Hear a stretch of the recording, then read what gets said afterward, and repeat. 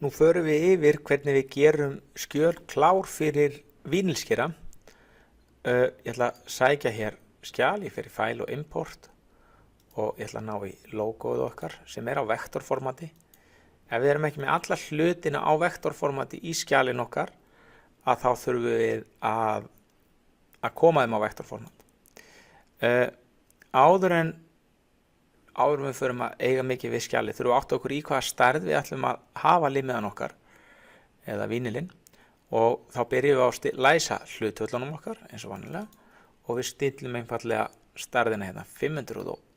hérna uppi getum við stillt, við erum með í millimetrum, stillum á 520 mm og ég læsi hlutvöllunum, þannig að þá koma einingarnar sjálfkrafa. Við sjáum að A4 blaðið hérna á bakvið ennþá. Það sem að ég ætla að gera núna ég ætla að útbúa hérna rétthyrninga, ég hef hann gulan. Mér finnst þægilegt að sjá örlítið í gegnum, þá fer ég í Object Fill and Stroke og ég hef hann hálf sýnilegan. Ég ætla að útbúa hérna rétthyrning fyrir hvert orð og tek lásin af hlutvöllunum og ég einfallega fer í bara copy og paste og þá get ég þá erum við að útbúa rétthyrninga utanum hvern hlut til þess að það sé auðveldara að plokka svo á eftir, og að passa okkur að sjálfsögðu að rétthyrningarnir fara ekki inn á hönnunina. Nú þegar að þessu lokið, þá veljum við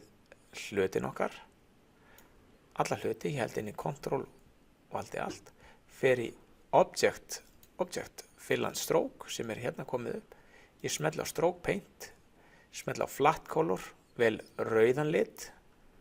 alveg hér í 255, ít á Stroke Style, smelli á millimetra þar og þar skrifa ég 0.02 og svo fer ég einfallega í fillið og ég slekk á fyllingunni og þá sjáum við að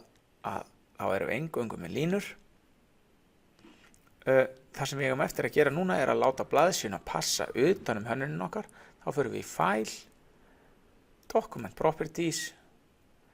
smellum hérna á Resize Page to Content og Resize Page to Drawing og þá getum við vistað myndin okkar sem PDF-skjal og ég ætla einfallega að kalla þetta Fab Lab Ísland Limiti og smelli svo Save og þar erum við með Convert Text to Path,